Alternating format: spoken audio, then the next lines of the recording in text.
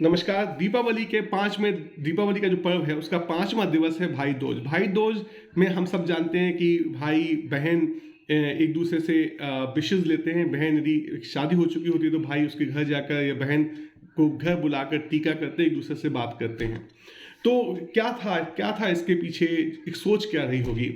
पहले समझते हैं कि भाई बहन का रिश्ता कैसा है। हम सब जानते हैं कि सहोदर मतलब एक ही माता के गर्भ से पैदा हुए दो लोग, कितना मौका मिलता है एक दूसरे से सीखने का। मुझ में कोई कमी है, सामने वाले में कोई कमी नहीं है, बहन में कोई कमी नहीं है, तो मुझे लगता है कि हाँ, एक गुण मुझ में भी आ सकते हैं। मतलब जो कमी है वो इस वजह से नहीं है कि कमी होना जरूरी है, क्योंकि बहन में कमी नहीं है तो मतलब मेरे अंदर भी वो गुण है, बस मुझे उजागर करना है। तो एक दूसरे से रिफ्लेक्शन करते हुए, एक दूसरे से बातें करते हुए हम सीखते थे। और साथ ही जीवन का इतना बड़ा काल समय एक दूसरे के साथ बिताया हुआ होता था कि भाषा बली जो थी वो ठोस हो जाती थी। मतलब एक एक शब्द में इतने मीनिंग प्रो के हम लोग एक दूसरे से बात कर सकते हैं कि कोई दूसरा समझ भी ना पाए, हमने वो बात कर ली। तो ये है भाई बहन का रिश्ता।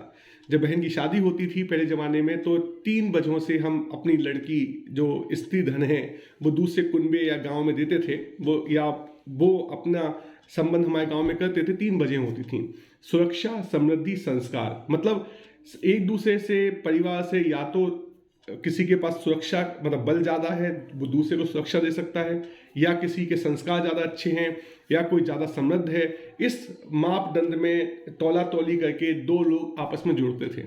जनरली देखा जाता था कि लड़की पक्ष के लोग ज़्यादा बलशाली होते थे, जिससे वो लड़कों को सुरक्षा, लड़के परिवार को, गांव को सुरक्षा दे सके मौके वक्त पे। और लड़के पक्ष के लोग ज़्यादा समृद्ध होते थे।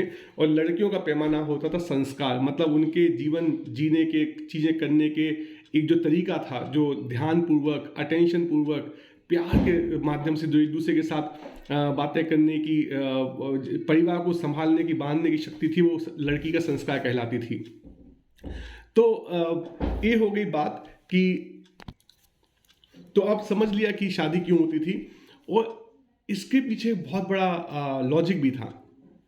देखिए, यदि हमने अपने कुनबे में ही लड़की को शादी कर दिया तो कोई नयापन नहीं आया, मतलब कोई नूतनता नहीं आई मेरे गांव में। तो जनरली लोग प्रेफर करते थे कि दूसरे काल क्षेत्र में, दूसरे तरीके के कल्चर में, या दूसरे तरीके के कॉन्टेक्स्ट में जहाँ पर समृद्धि, संस्कार या बल ज़्यादा है, वहाँ पे लड़की जाए और एक दूसरे से विचारों का आदान प्रदान हो।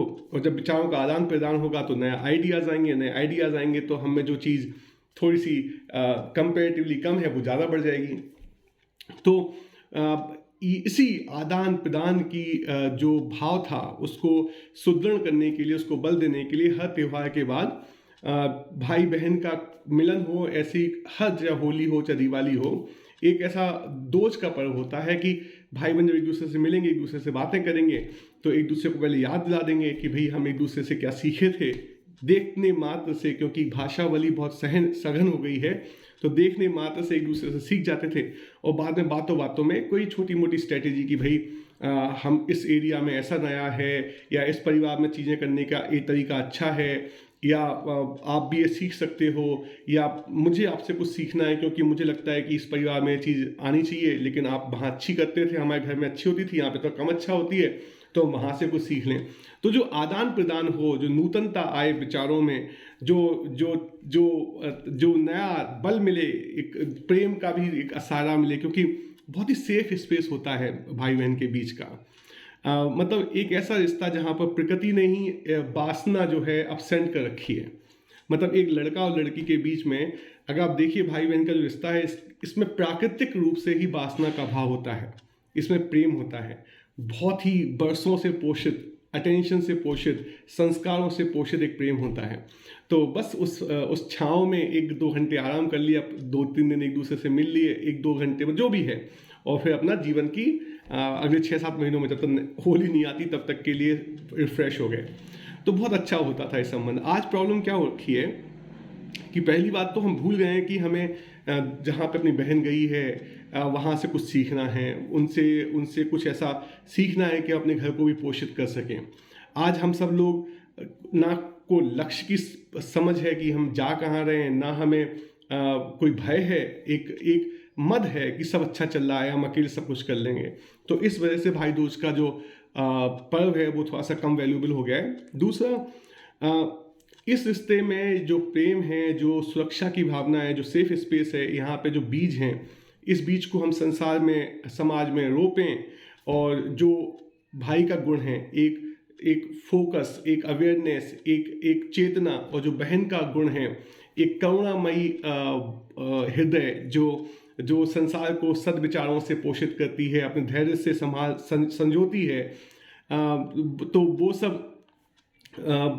वो सब बीज एक दूसरे से लेके संसार में रोपें और प्यार का दायरा बढ़ाएं।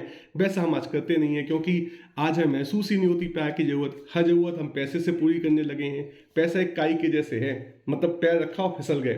तो आज हम इस काई पे, पैसे की काई में ऐसा फिसल रहे हैं कि हमें इन सब चीज़ों की महत्ता महसूस नहीं हो रही है। तीसरा जो है, जो आज के ज़माने में बहुत ही इम्पोर्टेंट है, यदि हमारे घर की महिलाएं संस्कारित इतना है कि नई जगह पे जाके वहाँ पे सुधार कर सकें, और हमारे परिवार के पास इतना बल है कि मौके वक्त पे बहन के साथ खड़ा हो सकें, तो हमें अपनी बहन को थोड़ा सा ऐसी जगहों पे मतलब भेजना चाहिए जिसका कॉन्टेक्स्ट एकदम अलग है, लेकिन वहाँ पे समृद्धि ज़्यादा है।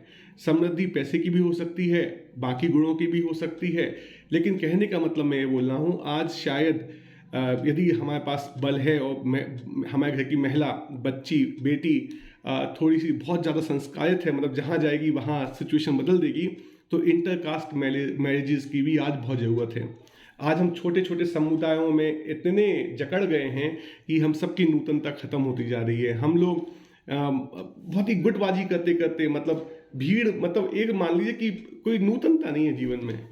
तो माफ़ कीजिएगा थोड़ा सा यदि मैं आपको आइडिया समझ में नहीं आ रहा हो, लेकिन मेरे अंदर से भाव है कि एक संस्कारी बहन को, एक संस्कारी बेटी को और समृद्धि वाले एरिया में, चाहे वो हमारे खुद के कास्ट की ना हो या खुद के ग्रुप की ना हो, लेकिन समृद्धि वाली जगहों पे, ज़्यादा समृद्ध वाली जगहों पे, इवन इफ इट मीन्स कि इंटरकास्ट मैरिजेस, वहाँ पे शादी करनी चाहिए। उनका भी फ़ायदा होगा, हमारा भी फ़ायदा होगा, इससे नूतनता भी आएगी। तो आज प्रॉब्लम ये है कि हम खुद बलविहीन हैं, मतलब हमें लगता है कि हमें बहन का सपोर्ट तो कर नहीं सकते, बहन से छुट्टी पा लें।